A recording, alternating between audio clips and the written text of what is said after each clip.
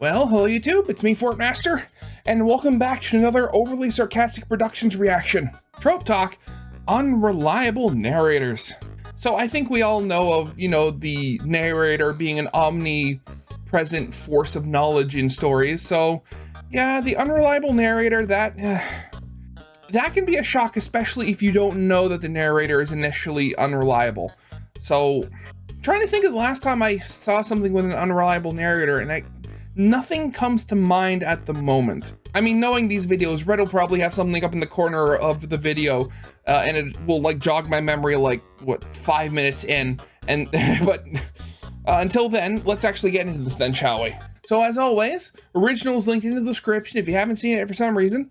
Corner video will be leading to my newest Let's Play. And with that all out of the way, let's get this thing started then, shall we?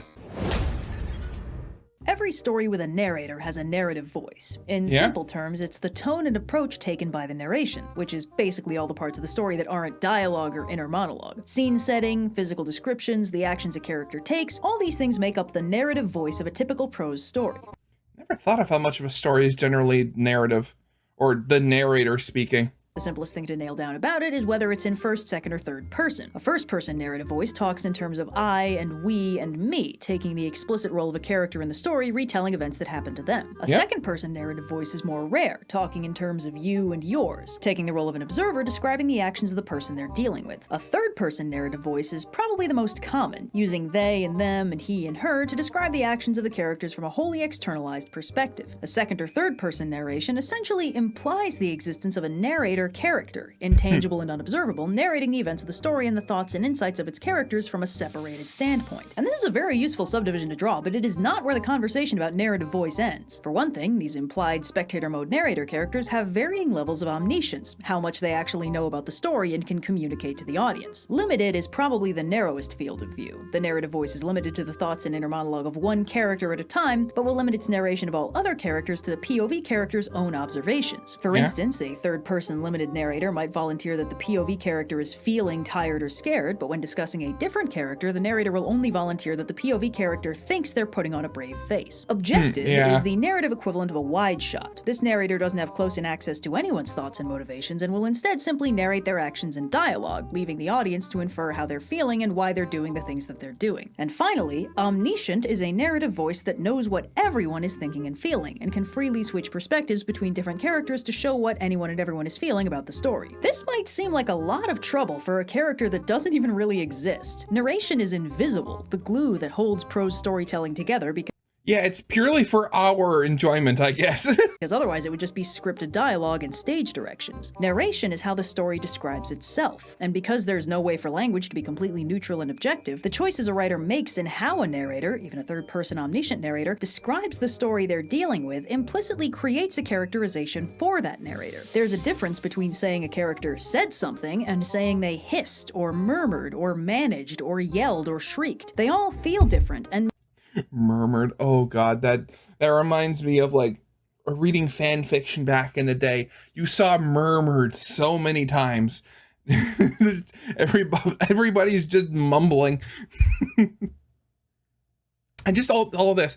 Granted, the first thing that comes to mind is the narrator from Stanley Parable. I wonder if she's going to get into that in here. mean different things and imply different things about the character they're describing, and thus indirectly imply things about the narrator holding that opinion. A supposedly distant narrator might describe a character as beautiful or repulsive or terrifying or irresistibly attractive, with the implication that these opinions must be universally held because they're being stated by a character that's supposed to be neutral, despite the fact that these are subjective assessments that would vary from character to character and audience to audience. If a writer isn't careful about this, the narrator can end up as an unintentional and invisible author self-insert, giving the writer's unfiltered perspective on the story they're telling, perhaps revealing implicit biases or blind spots on the part of the storyteller. But the thing is, this is a feature and not a bug. A completely neutral narrator, if such a thing could even exist, would be distant and sterile and make the story needlessly difficult to parse. The fact is, the narrator is a character, and that character has a voice, and while some stories make that explicit by having the narrator be be one of the named characters recounting the story from their perspective, some story formats make this less obvious, and the characterization of the narrator is really only demonstrated in the specific ways they choose to describe the plot and characters. The narrative voice has opinions and biases and finds certain things funny or worth pointing out, while others might be glossed over as irrelevant. In a medium with a narrator, the narrator becomes a lens through which the audience experiences the thoughts and actions of every other character. Which means, on the most basic and technical level, every narrator is an unreliable narrator. A theoretically perfectly reliable narrator would explain absolutely everything that's happening, so the audience is fully briefed on the intricacies of the story, which is impossible, because at bare minimum, language itself isn't that precise, and broadly, it would just take way too long. There will always be room for confusion and interpretation. But aside from a certain baseline background radiation, there are many ways for a narrator to be notably unreliable. It's generally expected that a narrator or POV character is being honest and correct about what's happening, at least to the extent of their ability to understand it. But what happens when that's not true? Now, the convenient thing about this line of questioning is it actually takes us out of the prose only zone. See, most mediums of storytelling don't have narrators, because most of them don't need narrators. In prose writing, the narrator is the only way for the story to set the stage, paint the picture of the setting for the audience, tell us how the characters look and act, and broadly, the only way for the story to communicate information to the audience that the characters themselves wouldn't immediately want to volunteer. If you want to get across to your audience that a character is a redhead with green eyes and freckles, unless that character feels like saying those things out loud, it's gonna have to come through from the narrator. This stops being true as soon as a visual element is introduced to the story. So comics, picture books, shows, and movies don't need narration, and in fact often suffer from its inclusion, because audio narration can feel like a clumsy and abstract way to communicate plot beats in a visual medium. Without a narrator, it might seem difficult to have an unreliable narrator. But even in stories that don't have third-person narrators, you can have unreliable narration or an unreliable narrative. Which is good, because otherwise it would be really hard for me to put visual examples in this video. The easiest way to justify having an unreliable narrator in a non-prose medium is to have a character in the story tell a story. This character thus takes on the role of a first-person narrator for the benefit of the other characters in the story. This can be a framing sequence for an entire movie or a full episode of a show, where the story begins with a character starting their story and ends shortly after they finish. Maybe the characters are all sharing ghost stories around a campfire, or someone is being interrogated by the authorities about what they did for a recent heist or crime, or the characters are reading through another character's diary, or a movie opens with narration from an unseen, much older version of one of the characters we're about to meet, or maybe several characters are all weighing in on their side of a big story, Rashomon style. In these scenarios, the characters can all be expected to be biased by their personal eccentricities, and that means the writer can get a lot of mileage out of letting every character tell the story unreliably in a way that makes sense for them. We get to see how the characters flanderize each other in their own exaggerated ways. If two characters dislike each other, the way they characterize each other is liable to be cartoonishly evil, or cruel, or otherwise hilariously out of character.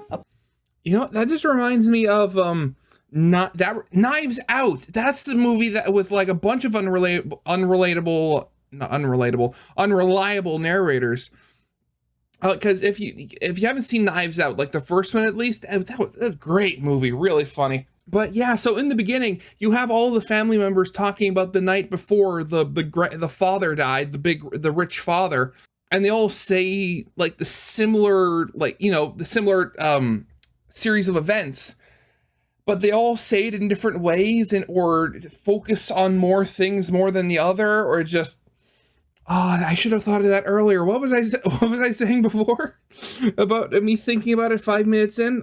Prideful egotist might tell a story where they're the heroic champion that single-handedly saved the day by fighting off a truly implausible number of bad guys. A villain might cast themselves as the victim. A parent might censor the swear words and steamy bits of a story they're telling their kid. A child's version of a story is liable to be a bit more unfocused than an adult's. This is a way to reinforce characterization while also giving the audience a fun mystery to puzzle through. What parts of the story are true? What parts are exaggerated? What really happened? In cases where only one character is telling the story, so we can't cross-reference with anyone else's version, we're often directed to take them at their word for the bulk of the runtime, only for doubt to be cast on them at the very end for a fun twist reveal. Maybe the happy ending they described was wishful thinking, or the story is revealed to be an elaborate lie. Broadly, there are three ways narrators can be unreliable. The first and most obvious is if they are lying liars. These narrators will flat out deceive characters and audiences alike by either misrepresenting events or leaving out out key information. Like for instance, and in those intervening 10 minutes, I totally killed that guy. The second type are ignorant or inattentive. These narrators aren't intentionally misrepresenting the story, but they don't really understand what's going on, so their version of events might skip past key details they've missed and be broadly not very useful. This is most common in story-within-a-story settings because it can easily be played for comedy if the narrator chooses to focus on a seemingly incidental detail while extremely significant things are happening in the background. And the third type is hallucinatory. These narrators are also not intentionally misrepresenting the story most of the time, but their actual perception of reality is unreliable because the way they perceive their surroundings is not how they're really happening. This works quite well in visual mediums because the camera can show what the character is perceiving with subtle hints that it's not exactly bound by physical laws or shot continuity. Unreliable narration can also be used for dramatic irony if the character narrates a situation playing out one way while the audience sees it play out differently, presumably how it really happened, giving the audience information that the characters hearing the story don't have. A character might describe themselves as totally in control of their life while the camera treacherously reveals them to be a hot mess. In contrast, a character might also describe themselves as lame or uncool or broadly disliked, only for the objective POV to show them surrounded by people who like and value them, and only their insecurities are making them tell the story that way. This is again used to highlight the character and their unique traits. The way they tell a story tells us something useful about this character, how their own perceptions color reality, and how honest they're willing to be with themselves or the people around them. This is very useful stuff, but the versions we've been discussing have all been safely compartmentalized in a story within a story and used for the purpose of highlighting a character's unique wackiness in the way they specifically see the world and tell their story. So now we're moving on to the unreliable narrators, where it's just the unreliable narrator of the story that we're looking at. In these scenarios, we typically trust that the camera outside that story within a story is still going to be honest with us about what's really going on. This is not always true, and that's where things can start getting complicated. When an unreliable narrator has control over the entire story, things start getting dicey. In general, an audience will start a story trusting that the story is not lying to them. It likely isn't telling them everything. Even an omniscient perspective typically keeps the camera pointed away from the really juicy reveals, but the audience generally trusts that what they're seeing is what's really happening. They don't go into a story assuming the story is going to lie to them. However, there are ways a writer can clue in the audience that they should start being suspicious. Maybe characters are acting strangely or inconsistently, or backgrounds are shifting in ways that don't make sense, or continuity errors are cropping up between shots. An audience might begin to get suspicious, and will generally have those suspicions confirmed fairly soon after the evidence piles up. The suspicious scene might be revealed to be a dream, or a simulation, or a hallucination, or somebody's mind palace, or a brief glimpse into an alternate timeline, or any number of plot-based hand-wavy justifications the writers can use to briefly bait and switch the audience with an impossible or deeply unlikely scenario. This can be a lot of fun, but it has a detrimental effect on audience investment in the long term. If they've already done the nightmare sequence or the holodeck training program trick enough times, the audience might start feeling broadly unworried when a situation looks particularly perilous, because it's even odds it's not even really happening. This means when it turns out to actually be happening, the audience has to play catch-up on their investment, and unfortunately, if the audience has picked up on clever clues that the scenario was fake, like the writing making no sense or continuity errors in the shot, that goes from being very cool and smart writing to subtly hint that the events aren't really happening to the unfortunate realization that it's actually just bad writing and poor set management. It's a risky trope to overuse because it hits with less punch every time and diminishes the punch of the actual non-fake plot twists, and it can train an audience to pick apart your writing looking for clues, which is of course a good and fun thing for any audience to do, but it can be a bit disheartening for the writer regardless. But of course, one easy way to avoid that issue is to tell only one self-contained story, like a standalone movie, and having that turn out to be an unreliable narrative, because that means that there aren't later installments for the audience to disbelieve. One relatively common way this plays out is a reveal near the end of the story that the POV character has been hallucinating for large portions of it, and whole scenes didn't happen or didn't play out the way they thought they did. Or a character's memories have specifically been tinkered with, and any flashbacks and recollections they had aren't what they seemed to be. These reveals usually hit late in the game and make a lot more sense on a second viewing, where the audience can be on the lookout for particularly exciting hints at the break in reality. Of course, once you establish the idea that the POV character's perceptions can't be trusted, on a certain level that's kinda game over. For the purposes of this story, the audience can no longer be convinced that anything they're seeing is real. It has a similarly disengaging effect to the all a dream twist, since it confirms that the story can and will pull the rug out from under the audience, and it's pretty much impossible to take anything the story presents at face value anymore. Most of the time, this is a feature and not a bug, since this reveal usually hits when the story is already almost over, and it can be very cool for an audience to go back through a story like that and catch all the hints and double meanings they missed the first time through. If the story doesn't have to convince the audience that they're seeing something that's really definitely happening, it isn't a problem that they basically can't convince them anymore. But this can become an issue in serialized media or other long-form storytelling, because if the story gets too comfortable playing with the audience's perceptions of reality, then as mentioned, the audience is going to disinvest invest. And if the writing gets too shoddy, the audience might literally refuse to believe it's actually happening. The problem is only worsened if the writer gets cute with it, as they so often do, like having a character snap out of a horrifying unreality into a scene where they're being rescued, which in turn dissolves into a horrifying unreality until they wake up to being rescued again, but for real this time. It's pretty understandable that both the characters